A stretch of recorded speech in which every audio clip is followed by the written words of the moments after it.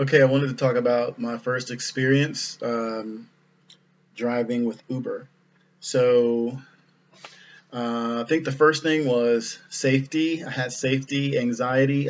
You just never know who's getting in your personal vehicle, and it's a gamble. If someone's going to try something or if they're not going to try something. So, with my first experience Uber driving, I just wanted to make sure that I stay as safe as possible by evaluating the person who's getting into my car because you have the right to say no, to any passenger. Um, so if they look shifty, you know what? Hey man, I'm good. You need to call and get someone else. Or you keep some pepper spray or some mace or something in your vehicle in the front seat with you. Even if just keep it in between, your legs, while you're driving, or sit on your lap, somewhere where if something goes down, you know exactly where to grab and then grab, spray. But that was one thing.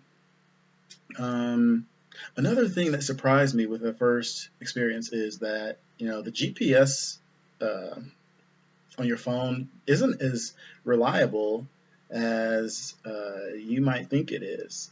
For everyday kind of use, you probably don't have a problem, with GPSing things. But when you are GPSing location after location after location, sometimes either it can't find an address or they give you an address that isn't exactly right, and then your GPS is just sending you in circles, and then they get upset, because it's been 15 minutes and you haven't arrived yet, and they're calling you and where are you been? Blah, blah, blah, blah, blah. I've been waiting 15 minutes. Where are you? And you're like, there's nothing I can do. I don't know where you are. I mean, I'm trying to find your location, but you're going to tell me where you are. Where are you? And I'll come and get you. Um, so that's one thing. Um, but so far, I was kind of worried about, conversation. What am I going to talk about while I'm driving?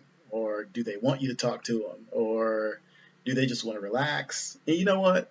Conversation anxiety, you just, I mean, for my first time, you'll know if they want you to talk to them or not because usually they initiate conversation or they're quiet or they're, just kind of off to themselves or, you pretty much, that's really a non-issue. I thought it would be, but it's a non-issue.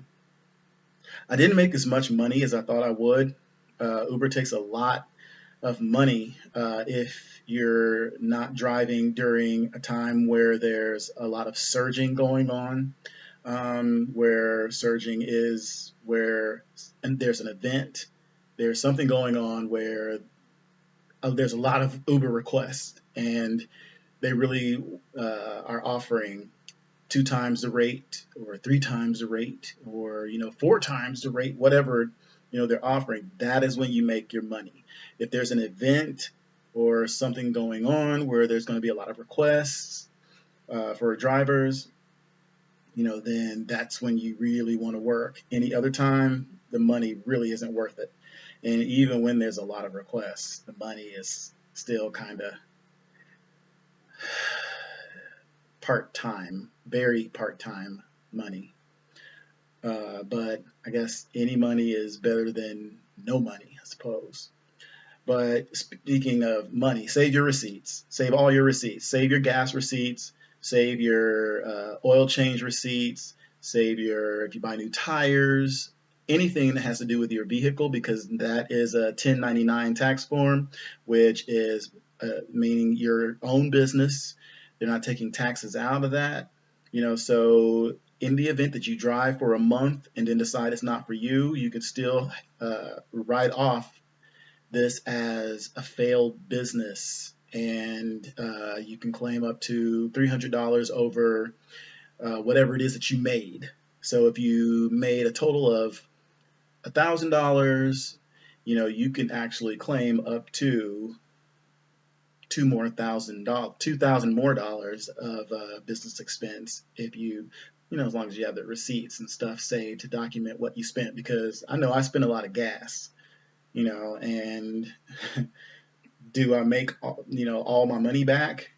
Well, it just depends on how long you've been driving and how many fares you've got and whatnot. But that's the thing. So save all your receipts so you can write off at the end of the year. I think it's a Schedule D form that you're using. But if you have any more detailed questions or anything that you're uncertain about with driving for Uber the first time, leave me a message, question in the comments, and I'll do my best to answer anything based on my experience. So I'll see you then.